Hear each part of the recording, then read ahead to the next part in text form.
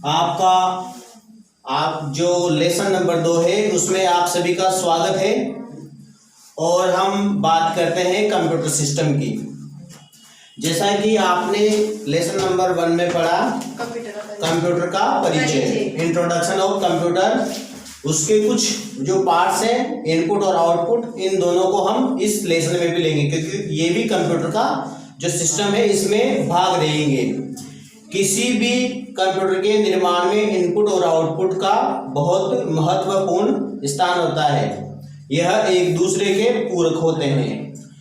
ठीक है, तो इनपुट जो कंप्यूटर सिस्टम है इसमें 4 भाग है हमारे पास। कौन कौन से? Input, output, CPU, memory.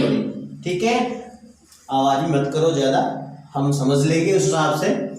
Input, output, CPU और मेमोरी। देखिए, इनपुट हम जो कंप्यूटर को आदेश देंगे, हम उपयोग करता है इसलिए हम आदेश देंगे कंप्यूटर को किसके माध्यम से? इनपुट के माध्यम से। फिर क्या होगा, जो हम इनपुट देंगे उसकी गणना कौन करेगा? हमारा सीपीयू। ठीक है, इसके बाद फिर गणना करके जो परिणाम देगा वो किसमें देगा? आउटपुट में। ठीक है, जिसमें हमारे ये जो उदाहरण है, जो उपकरण है, ये इसमें आ जाएंगे। इसके बाद जो हम काम करेंगे वो कहाँ आएगा? हमारे मेमोरी में सेव करने के लिए। ठीक है, हम इसका डायरेक्ट फोकस हमारे ऊपर करते हैं। जैसे किसी ने हमसे कुछ भी कहा तो हम कानों के माध्यम से सुनेंगे और फिर हमारा जो मस्तिष्क है वो उसकी गणना करेगा और आउटपुट के माध्यम से हमारे मुंह से उसको जवाब देंगे तो वो हमारा आउटपुट हो जाएगा। अब इसके बीच की जो प्रक्रिया है, तो जैसे मान लो हमें उस व्यक्ति का नाम याद रखना है तो हमें मेमोरी की आवश्यकता होती है, तो उसी प्रकार से हम जितने भी कार्य करेंगे, एप्लीकेशन बनाएंगे तो वो मेमोरी में सेव रहेंगे। जैसे हमने पैराग्राफ टाइप किया तो मेमोरी में सेव हो जाएगा, या फिर हमने कुछ वीडियो वगैरह बनाए तो कहाँ से हो जाएगा? मेमोरी में। यानी हम जब चाहे जब वापस उस मेमोरी से वापस रिकवर कर सकते हैं, निकाल सकते हैं। ठीक है, तो हम सबसे पहले इनपुट के बारे में बात करेंगे। इनपुट यानी अंदर डालना, निर्देश देना, कंप्यूटर के जो उपकरण है उसके बारे में हम देखेंगे। तो इनपुट में पहला है हमारा कीबोर्ड। कीबोर्ड आप सभी ने देखा है जिसमें बहुत सारी की होती है, वही कीबोर्ड होता है। उसके माध्यम से हम नाम, नंबर वगैरह सब उसमें डालते हैं तो वो हमारा कीबोर्ड हो जाएगा, जो कि इनपुट का उपकरण है। उसके माध्यम से ही हम कंप्यूटर को आदेश देते हैं। ठीक है, उसके बाद है हमारे पास माउस। आपने देखा होगा कि आपके जो डेस्कटॉप होता है उस डेस्कटॉप पे एक तीर होता है जिसको इधर उधर घुमाने के लिए हम माउस का उपयोग करते हैं। और जो ये तीर है इसको एरो बोलते हैं। एरो का अर्थ हिंदी में तीर ही होता है। ठीक है, तो ये एरो को इधर उधर घुमाने का कार्य करता है। जिस ऑप्शन को हमें खोलना है उसका उपयोग हम एरो के माध्यम से कर देते हैं, तो वह किससे कंट्रोल होता है? माउस से। और माउस को पॉइंटिंग डिवाइस बोलते हैं। उसके नीचे एक पॉइंट होता है जिससे वो इधर उधर घूमता है, एरो, है ना। इसके बाद करते हैं हम बात टच पैड। ठीक है, टच पैड में क्या होगा कि आपके पास एक लैपटॉप है, लैपटॉप का जो एक की है इसमें एक टच पैड होता है जिसमें दायां बायां बटन और जो हमारा फिंगर है उस पे लगाने पर वो इधर उधर आपका एरो है जो काम करता है। तो ये टच पैड है, इसको इनपुट का उपकरण बोलते हैं, टच पैड। ठीक है, जॉयस्टिक। जॉयस्टिक क्या होता है? ये बच्चों के खेलने का उपकरण होता है, जो कि आपने देखा होगा कि बच्चे गेम खेलते हैं तो उधर इनपुट डालते हैं। इस प्रकार का एक उनके पास डिवाइस होता है जिसमें 2 बटन लगे होते हैं, ये इधर खेलने का काम करते हैं। उनके हीरो जो भी होता है डेस्कटॉप पर, तो उस हीरो को इधर उधर घुमाने का कार्य कौन करता है? ये जॉयस्टिक जो खेलने का होता है, इसमें जो बटन होते हैं ना, इनको बोलते हैं जॉयस्टिक। ठीक है, ये जॉयस्टिक मशीन भी आपकी हो गई। उसके बाद आपके पास आया स्कैनर। स्कैनर में क्या होता है कि आपने जैसे ये एक स्कैनर होता है, इसमें ये एक प्लेट होती है, इसमें एक लेजर लाइट होती है। जो मान लो आपने पेज डाल दिया है, फोटो डाल दी है, कुछ भी डाल दिया आपने कलर का, तो इसमें वो डल जाएगा उल्टा हुआ।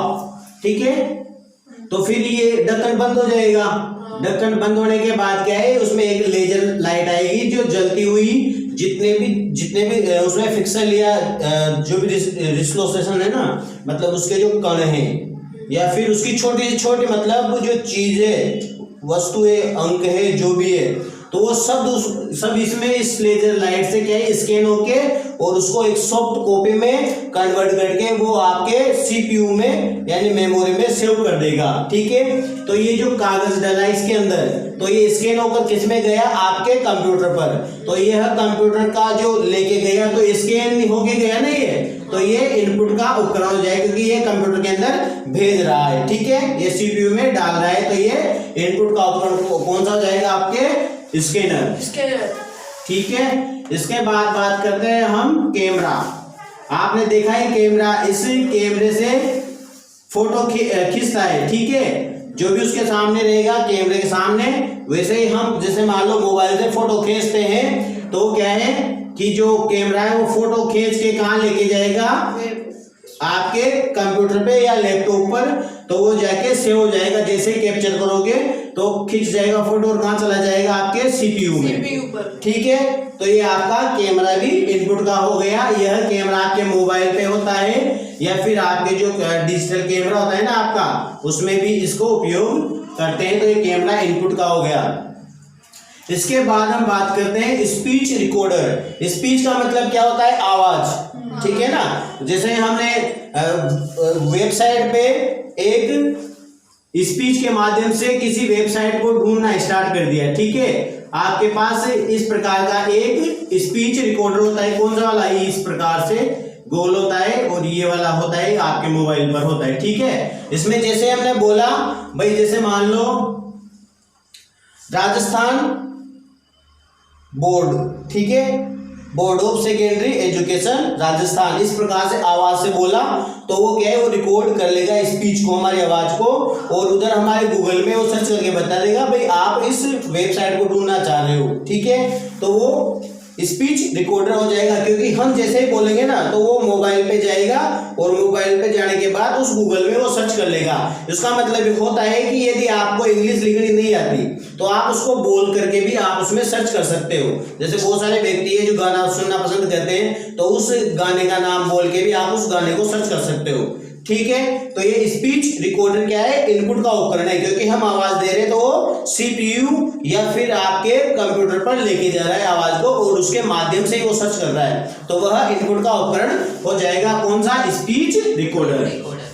ठीक है, इसके बाद इसी का दूसरा उदाहरण है माइक। जैसे मान लो आप वीसी यानी वीडियो कॉन्फ्रेंसिंग में बात कर रहे हैं या फिर आप किसी जगह पे भाषण दे रहे हैं, ठीक है, स्पीच दे रहे हैं, तो वो जो माइक है और जो साउंड है, तो जो माइक से हेलो वगैरह जो भी आप सभी भाई बहनों का स्वागत है, इस प्रकार से कुछ स्पीच देते हैं, भाषण देते हैं, तो एक माइक लगा होता है इस प्रकार से जो एक स्टैंड पे होता है, तो जो माइक होता है उसको हम बोलेंगे माइक। तो यह एक इनपुट का उपकरण है, तो यह भी इनपुट का हो जाएगा, माइक भी। ठीक है, या फिर जैसे मान लो कोई न्यूज वाला बोलता है कि यहाँ पर ये हो गई, ये घटना हो गई, या फिर यहाँ पर ये मौसम चेंज हो रहा है, तो जो माइक वाला बोलता है तो वह एक इनपुट का उपकरण है। ठीक है, तो ये माइक हो गया आपका। इसके बाद बात करते हैं हम OMR। यह एक मशीन होती है जिसे बोलते हैं ऑप्टिकल मार्क रिकॉग्नाइजेशन। ठीक है, ऑप्टिकल फुल फॉर्म है इसकी, ये इसकी फुल फॉर्म है OMR की, ऑप्टिकल मार्क रिकॉग्नाइजेशन मशीन। ठीक है, ये क्या काम आती है आपके, ये क्या काम आएगी आपके, ऑप्टिकल मार्क रिकॉग्नाइजेशन मशीन। जैसे मान लो कोई प्रतियोगी यानी कंपटीशन क्लासेज, जैसे मान लो आपने पीटीटी का फॉर्म भरा यानी बीएड करने के लिए फॉर्म भरा, या फिर नवोदय का फॉर्म भरा, इस प्रकार से एक OMR आपकी सीट होती है जिस पर क्या करोगे आप, यहाँ पे नाम पता वगैरह आ जाएगा और यहाँ से आपके 1 से 50 तक क्वेश्चन आ जाएंगे, जिसमें क्वेश्चन नंबर यहाँ पे लिखा रहेगा, जिसमें लिखा रहेगा ABCD, यानी मतलब आपने कोई क्वेश्चन किया कि राजस्थान की राजधानी क्या है, तो राजस्थान की राजधानी क्या हो जाएगी, जयपुर। तो क्या करेंगे हम, ये जैसे मान लो बी पे हमारा जयपुर है, तो जयपुर राइट करेंगे, तो हम बी वाले को गोला कर देंगे तो ये मार्क हो जाएगा। अब इस प्रकार से बहुत सारी सीट होती है, सभी कैंडिडेट की अलग अलग होती है, तो हजारों में होती है, लाखों में होती है। जैसे मान लो आपने कोई टीचर का एग्जाम दिया तो 10 लाख व्यक्ति उसमें बैठेंगे, तो 10 लाख व्यक्तियों की कॉपी जांचने के लिए बहुत सारा टाइम लग जाएगा, मैंने एक एक को कहां तक जांचेंगे। तो इसके लिए एक OMR शीट मशीन बनाएगी, जो OMR शीट है उसको स्कैन कर उसका रिजल्ट दे देती है, जो कि यह 1 मिनट में हजारों कॉपी को चेक कर लेती है। ठीक है, तो ये OMR शीट होती है, जिसको पढ़ने के लिए OMR मशीन बनाई गई।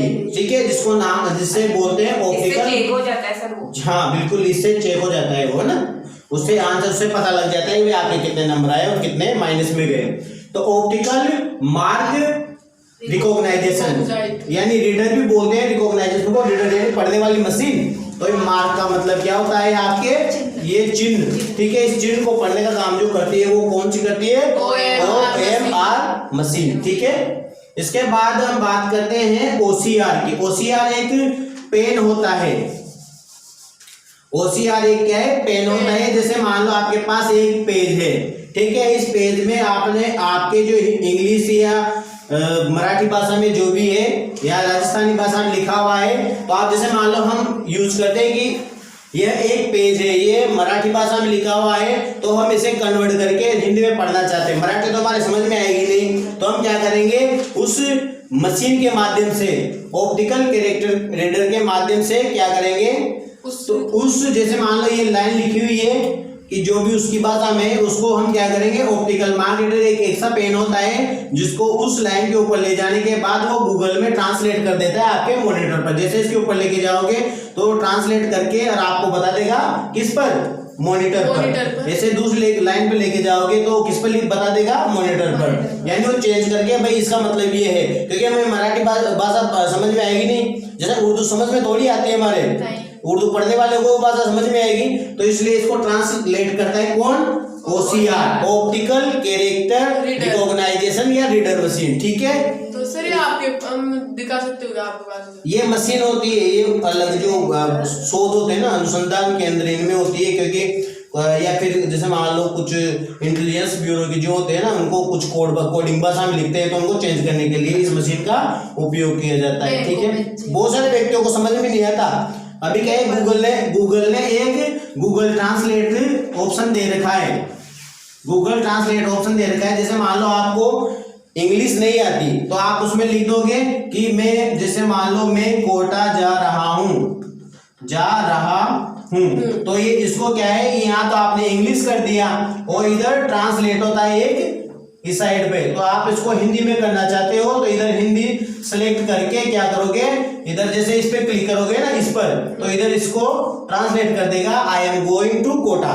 ठीक है, इस प्रकार से चेंज कर देगा। आपको यदि हिंदी आती है तो हिंदी में लिख दो, उधर ट्रांसलेट कर देगा। कुछ शब्द ऐसे होते हैं जो अपन को नहीं आते इंग्लिश में, तो उसको ट्रांसलेट कर देगा, वो परिवर्तित कर देगा उस भाषा में। तो ये तो होता है गूगल का काम। ठीक है, क्योंकि ये ऑनलाइन है। इसके बाद अपना क्या है, OCR है, जो ऑप्टिकल कैरेक्टर रिकॉग्नाइजेशन मशीन है, जो क्या है, उस लाइन को ट्रांसलेट कर देती है, उस एक लाइन को। ठीक है, इसके बाद हम बात करते हैं MICR मशीन का। MICR मशीन क्या होती है, मैग्नेटिक इंक कैरेक्टर रिकॉग्नाइजेशन या रीडर मशीन होती है, जो कि जो बैंक होते हैं, उन बैंकों में एक मशीन होती है जो चेक पढ़ने का काम करती है। जैसे मान लो आपके पास ये चेक है, तो इस मशीन में लगाने के बाद इस यहाँ पे एक चेक नंबर होता है, उसको पढ़ लेती है और इससे पता लग जाता है कि यह चेक असली है या नकली है।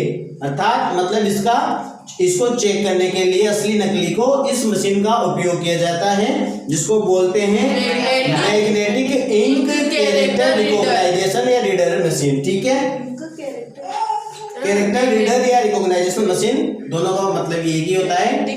इसके बाद हम बात करते हैं आपके BCR का मतलब होता है बार कोड रिकॉग्नाइजेशन या रीडर मशीन। तो बार कोड रीडर मशीन होती है जो क्या काम करती है, जैसे मान लो आपके पास एक साबुन है, साबुन की टिकिया के पीछे एक इस प्रकार की एक लाइन लगी रहेगी, कुछ तो मोटी रहेगी, कुछ छोटी रहेगी, इस पतली सी एक बड़ी रहेगी, मतलब इस प्रकार से छोटी मोटी एक लाइन होती है। उस लाइन में ये मशीन क्या करती है, मतलब इस प्रकार की होती है मशीन, जो यहाँ से एक लेजर लाइट जाती है जो इस मशीन को पढ़ लेती है यहाँ से, ठीक है।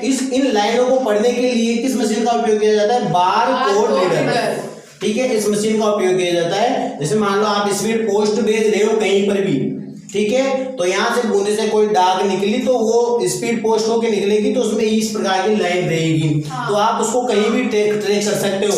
या फिर आपके अमेजन जो है, अमेजन है, फ्लिपकार्ट है, इनमें इनका उपयोग किया जाता है, क्योंकि इस मशीन पर जहाँ पर ये लेजर मशीन लाइट डाल देगी उसे पता लग जाएगा कि आपका जो प्रोडक्ट है वो कहाँ तक पहुंचा।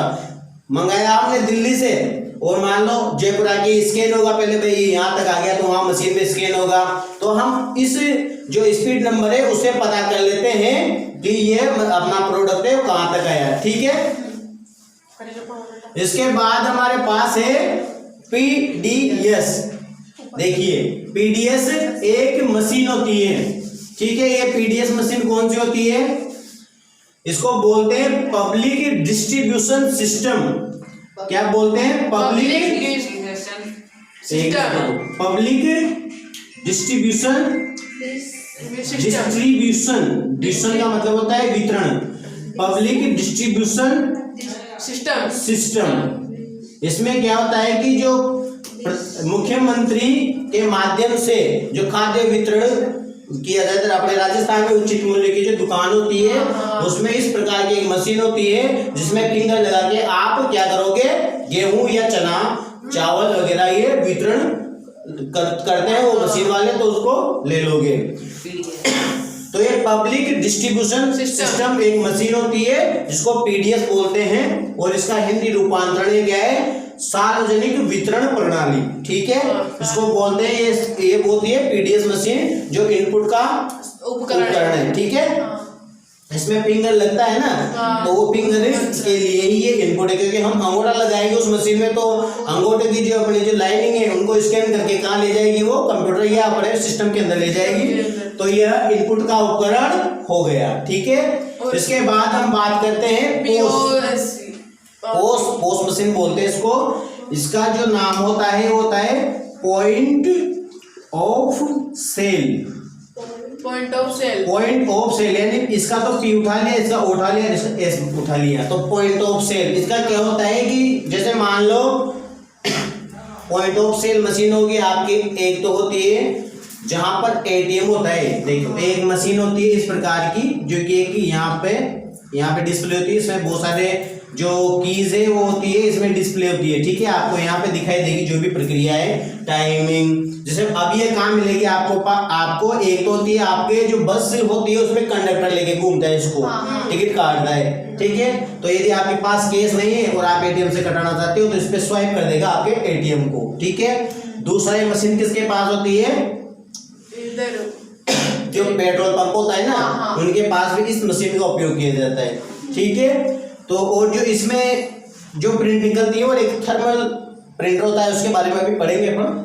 तो ये पोस्ट मशीन एक तो हो गई हमारे पास कंडक्टर के पास होती है, दूसरी हमारे पास बैंकों जो पेट्रोल पंप है उनके पास भी होती है, और तीसरी होती है बैंकों के अंदर। जैसे मान लो आप पैसे डलाने लेके गए, ठीक है, तो आपको वहां पे एक ग्रीन कार्ड या एटीएम कार्ड देगा, तो एटीएम कार्ड को स्वाइप करने के बाद आपका जो डाटा एटीएम पे है वो एटीएम का उसमें चला जाएगा, वो इनपुट कर लेगा, मतलब इन कर लेगा, उसको पढ़ लेगा। उसको पढ़ने के बाद आप 5,000 10,000 जितना भी पैसा जमा करवाना चाहते हो तो लिंक अंक डाल के उसमें सबमिट कर दोगे, तो आपका जो पैसा है ना उसकी पूरा डिटेल आपके उस कंप्यूटर पे चली जाएगी और वो आपको कैश दे रहेंगे। कोई रसीद की आवश्यकता नहीं है बढ़ने की, वो निकाल के दे देंगे। अब आपको 5,000 रुपये 10,000 रुपये आपका जमा हो गया है, तो ये पॉइंट ऑफ सेल के लिए काम आएगी। दूसरा है कि जैसे मान लो आप बिग बाजार या सिटी मॉल में कोई सामान खरीदने के लिए गए, कपड़े खरीदे, तो आप पेमेंट करना चाहते हो, आपके पास कैश नहीं है, तो आप डायरेक्ट क्या करोगे? एटीएम कार्ड दे दोगे, तो उसको स्वाइप करके पासवर्ड डाल के आप उसको वहीं पेमेंट कर दोगे ऑनलाइन डिजिटल। इसका उपयोग सबसे ज्यादा अभी डिजिटल जो नोटबंदी हुई उसके बाद सबसे ज्यादा उपयोग होने लगा है, ठीक है ना। एक अब इसके बाद एक और है कैमरा, वो क्यूआर जो मशीन होती है ना, कौन सी मशीन? क्यूआर एक ऑप्शन होता है, जैसे मान लो आपको किसी को पेमेंट करना है तो इस प्रकार से एक क्यूआर का जो होता है लोगो होता है, जैसे मान लो आपको किसी को व्हाट्सअप करना है तो उसका स्कैन करके और उसके व्हाट्सएप चला जाएगा।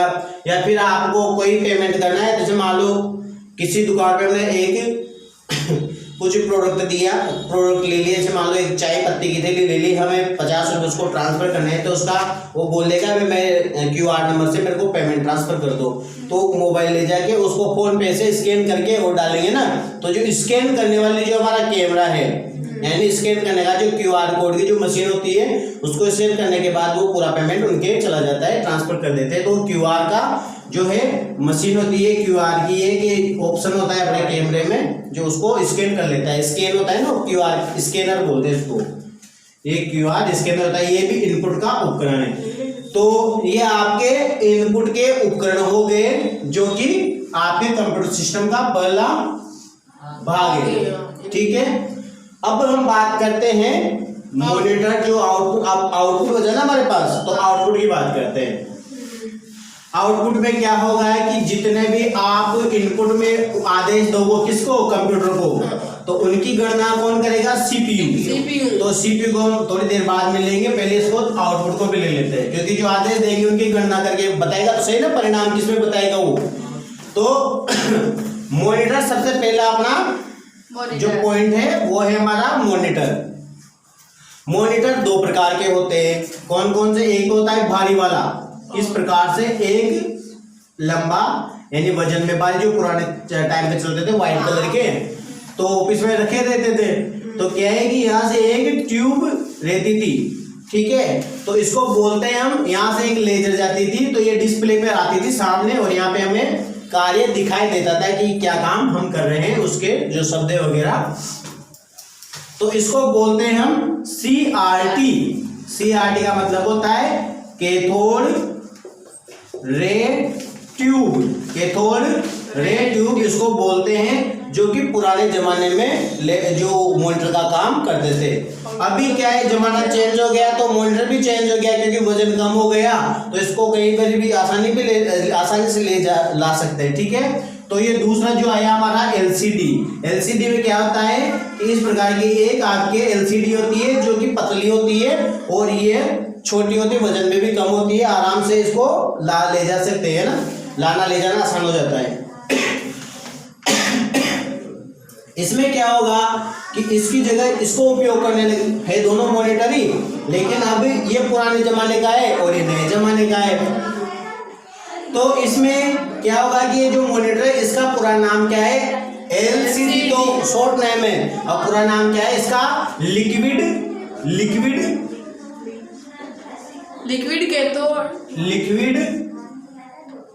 Crystal display. लिक्विड का मतलब क्या होता है, पतला होता है, मतलब प्लास्टिक में होता है, तरल, तो ये तरल धातु का बना होता है। एलसीडी लिक्विड क्रिस्टल डिस्प्ले, ये प्लास्टिक का होता है इसलिए इसको लिक्विड बोलते हैं, प्लास्टिक पदार्थ से बना होता है। और ये क्रिस्टल यानी इसको उधर उधर घुमा सकते हैं, मतलब प्लेट को ऊंची भी कर सकते हैं, नीचे भी कर सकते हैं। तो इस प्रकार से इसका पूरा क्या नाम है, लिक्विड क्रिस्टल डिस्प्ले। ठीक है, तो ये हो गया आपका मॉनिटर। इसके बाद बात करते हैं हम प्रिंटर। प्रिंटर में क्या होगा कि जैसे मान लो आपके पास जो भी आपने टाइप किया उसको बाहर तो निकालना चाहोगे ना आप, तो वो प्रिंटर के माध्यम से निकलेगा। प्रिंटर दो प्रकार के होते हैं, कौन कौन से, कलर वाला, एक ब्लैक एंड व्हाइट वाला। ठीक है, तो ये जो प्रिंटर है ये आपका जो डाटा है उसको बाहर निकालेगा प्रिंट करके। जो भी आप जैसे मान लो कोई पेज टाइप किया उसको निकालोगे तो आप प्रिंट के माध्यम से निकालो। जैसे एक नॉर्मल पेपर डालोगे, A4 साइज का जो पेपर है ना उसको डालोगे प्रिंटर में, तो उसको वो जो भी आपने टाइप किया उसको प्रिंट करके निकाल के देगा। अच्छा, उस प्रिंट जो निकली है उसको क्या बोलेंगे हम, हार्ड कॉपी। क्या बोलेंगे, हार्ड कॉपी, क्योंकि वो जो हम निकाल रहे हैं वो हार्डवेयर, अपने मतलब हार्डवेयर पढ़ा था ना अपने, जिसको देख और छू सकते हैं, तो उसको देख भी सकते हैं और छू भी सकते हैं हम उस पेज को, तो वो हार्ड कॉपी कहलाएगी। ठीक है, और जिसको हम देख नहीं सकते, छू नहीं सकते, वो सॉफ्ट कॉपी है। जैसे मान लो हमने जो डाटा टाइप किया, हम उसे देख भी नहीं सकते, छू भी नहीं सकते, ठीक है ना, वो तो सॉफ्ट कॉपी कहलाएगी, ठीक है। और जिसको हम देख और छू सकते हैं उसको हार्ड कॉपी कहेंगे, ठीक है। तो ये प्रिंटर के माध्यम से निकलेगा, ये कंप्यूटर के बाहर निकलेगा, मतलब वो प्रिंटर से बाहर निकलेगा। तो प्रिंटर क्या है, बाहर निकालने का काम करता है, तो क्या होगा, आउटपुट होगा, ठीक है। मॉनिटर भी बाहर दिखाने का काम करता है, तो भी आउटपुट का, ठीक है। इसके बाद हम बात करते हैं प्लॉटर। प्लॉटर एक ऐसा उपकरण होता है जो प्रिंटर का ही दूसरा रूप होता है, प्रिंटर का दूसरा रूप यानी बड़ा रूप है। जैसे हम बैनर छपवाते हैं, बहुत सारे बैनर आपने देखे होंगे, तो बड़े बड़े, तो उसमें क्या है, वो जो बैनर निकलता है उसके माध्यम से निकलते हैं, प्लॉटर के माध्यम से निकलते हैं। वो इलेक्शन के टाइम पे छपवाते हैं, इलेक्शन के टाइम पे, तो प्लॉटर के माध्यम से निकलते हैं। अब जो एक प्लॉटर है ये क्या करता है कि जो हम तो नॉर्मल पेज निकालते हैं, यानी इतना इफेक्टिव नहीं होता, इसको अच्छा प्रदर्शित नहीं होता, लेकिन जो प्लॉटर है ना वो मतलब चमकीले होते हैं, दूर से भी दिखाई देते हैं। तो वो प्लास्टिक के कण के माध्यम से मतलब उनका होता है, इसमें बड़ी बड़ी जो है कलर वाले ड्रम लगे रहते हैं, वो डायरेक्ट उस रिफिल के माध्यम से उसको लेता है। और जो आपने देखा होगा कि जो वो छोटा वाला जो प्रिंटर है कलर, वो क्या है, एक बैनर के या टेप होती है उसके माध्यम से फ्रेश करता है, मतलब फंवारे छोड़ता है जिससे वो छपता है। और इसमें क्या है, बड़े बड़े फंवारे छोड़ता है जिससे वो कलर छप जाता है। और ये बहुत बड़ा होता है, कमरे के बराबर, जो एक बार वो क्या जो है हेडर उसका इधर से उधर जाएगा ना, जिसमें तो 2 लाइन टाइप कर देगा, वो वापस आएगा तो पूरी लाइन टाइप कर देगा, तीसरी बार जाएगा तो दूसरी लाइन टाइप कर देगा, मतलब बड़े बड़े अक्षर में। जैसे मान लो हमने मीना कंप्यूटर लिखा है, तो बहुत बड़ा मीना कंप्यूटर का जो पर्दा लगा हुआ है अपने पास, वो उसी प्लॉटर से निकलते नहीं। यह उच्च क्वालिटी के लिए उपयोग में लिया जाता है। इसकी जो गुणवत्ता है ना, जो उच्च क्वालिटी की होती है, ठीक है, निम्न क्वालिटी की नहीं होती। जो अपना नॉर्मल प्रिंटर होता है ना घर पे, वो ऐसा नहीं होता, ये बैनर छपाने के लिए काम लिए जाते हैं। ये क्वेश्चन आता है हमेशा प्लॉटर का, ठीक है। तो ये प्लॉटर का क्या काम करते हैं, उच्च गुणवत्ता के लिए जो प्रिंट किया जाता है उसको प्लॉटर के माध्यम से किया जाता है, ठीक है। इसके बाद हम बात करते हैं स्पीकर। आपने मोबाइल में देखा होगा कि आप जैसे कॉल आता है तो आप हेलो बोलते हो, तो इनपुट हो जाएगा आपको माइक जो लगा होता है हेलो, ठीक है। जो आप उधर से बोलता है भाई क्या है, आप कहाँ जा रहे हो, तो जो आवाज आ रही है ना हेलो, तो हम इधर से बोलेंगे माइक हो गया। जो उधर का व्यक्ति है वो बोलेगा, तो वो किसके माध्यम से, आउटपुट के माध्यम। आउटपुट कौन सा, अपना माइक, मतलब ये स्पीकर हो जाएगा। माइक तो इनपुट हो गया, वो जो आउटपुट है हमारा स्पीकर हो जाएगा, जिसके माध्यम से उसकी आवाज सुनाई देगी दूसरे कैंडिडेट की, ठीक है। तो वो जो स्पीकर है वो आउटपुट हो जाएगा। और जो हम जो डीजे साउंड वगैरह में जो आउटपुट चलते हैं ना, कौन से बड़े बड़े स्पीकर, तो वो क्या है, आउटपुट के उपकरण कहलाएंगे, ठीक है। तो ये भी हमारा आउटपुट का उपकरण हो गया, कौन सा, स्पीकर, ठीक है। इसके बाद हमारे पास आया प्रोजेक्टर। प्रोजेक्टर क्या करता है कि जैसे मान लो आपके पास कोई, जैसे मान लो कलेक्टर साहब कोई मीटिंग ले रहे हैं, ठीक है, तो उस कंप्यूटर के प्रोजेक्टर के माध्यम से जो पीपीटी बनाया जाता है, पावर पॉइंट के माध्यम से पीपीटी बनाया जाता है, माइक्रोसॉफ्ट ऑफिस में एक पीपीटी बनाया जाता है, उसके माध्यम से क्या है, वो एक एक पॉइंट को समझाते हैं। भाई जैसे मान लो आपने कोई फाइल बनाई, उस प्रोजेक्ट को आप कंप्यूटर पे सेटअप करोगे, उस सेटअप को आप बताना चाहोगे सभी, आप जैसे मान लो 50 व्यक्ति है, गोल चक्कर काट के बैठे, मतलब वो गोल बैठे हुए हैं, तो वो जो आपका मॉनिटर रहेगा उसकी डिस्प्ले डायरेक्ट दीवार पे जाएगी। तो जैसे वो दीवार पे जा रही है तो सभी को दिखाई दे रही है, तो वो प्रोजेक्टर का उपयोग कहलाएगा, ठीक है। प्रोजेक्टर के माध्यम से होता है, ये एक मशीन होती है जहां से एक किरण, ये जो है प्रोजेक्ट की किरण होती है, जो कि ये सामने आती है, ऊपर जाती है, दीवार पे चली जाती है, ठीक है। तो इसको सभी देख सकते हैं। जैसा कि इसका अच्छा उदाहरण है कि जैसे आप सिनेमा हॉल में जाते हो तो बहुत सारी कुर्सियां नीचे लगी रहती है, वो जो दीवार होती है उसमें पीछे से एक जो किरण है वो जाती है और वो पूरी दीवार पे आ जाती है, उसको सभी लोग आनंदित से देख सकते हैं, मतलब आनंद से देख सकते हैं और सुन सकते हैं। तो जो देखने का है वो प्रोजेक्टर का उपकरण है, प्रोजेक्टर उपकरण है जो आउटपुट का उपकरण, क्योंकि अंदर से बाहर जा रही है, ठीक है ना, अंदर से बाहर किरण जा रही है ना मशीन से, तो आउटपुट कहलाएगा, सीधी सी बात है। तो सर सिर्फ मतलब किरण मतलब सिर्फ दिखाता है भी है या फिर इसमें आवाज भी आती है? आवाज के लिए स्पीकर लगाए होते हैं, वो भी आउटपुट का हो गया। प्रोजेक्टर जो दीवार पे किरण जाती है वो भी आउटपुट का हो गया। पर सिर्फ प्रोजेक्टर तो सिर्फ फोटो दिखाता है, फोटो दिखाता है, जैसे मॉनिटर हमारा फोटो दिखाता है ना, आवाज नहीं ऐसी, उसके लिए स्पीकर लगाए जाते हैं, तो वो भी आउटपुट का है, लेकिन वो अलग डिवाइस है। आउटपुट स्पीकर अलग डिवाइस है और जो प्रोजेक्टर है वो अलग चलचित्र जिसको बोलते हैं चलचित्र इसमें दिखाई देगा। ठीक है, इसके बाद आपके पास आ गया हेडफोन। आपने देखा होगा इसका दूसरा उदाहरण है किसका, स्पीकर का ही दूसरा उदाहरण है ये हेडफोन।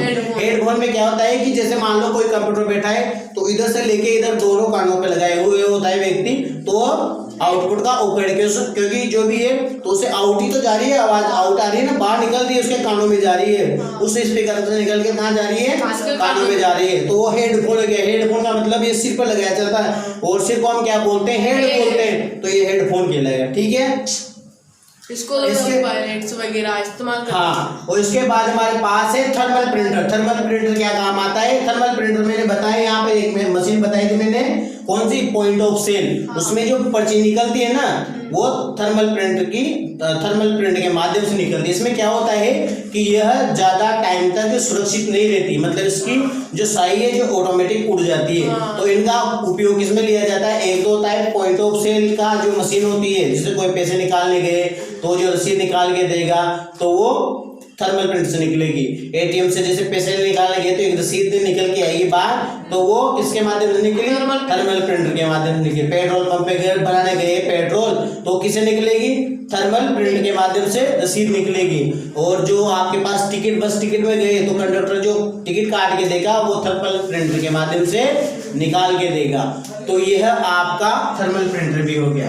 तो चलो ठीक है, स्याही उड़ जाती है क्या, ये स्याही ऑटोमेटिक उड़ जाती है क्योंकि बहुत महंगी होती है, इस ज्यादा टाइम तक नहीं रहती। जिसको सुरक्षित पैसा वैसा लेना होता है ना, कोई आता जाता है जिसको बोलते हैं, मतलब जो गवर्नमेंट ऑफिस में आता जाता रहता है ना, एटीएम से रसीद निकलती है उसकी, एटीएम से रसीद निकलती है और थर्मल प्रिंट के माध्यम से उसको आप कहीं पर भी लिखोगे तो ऑटोमेटिक उसकी स्याही हो जाएगी, क्योंकि वो जो प्रिंट है ना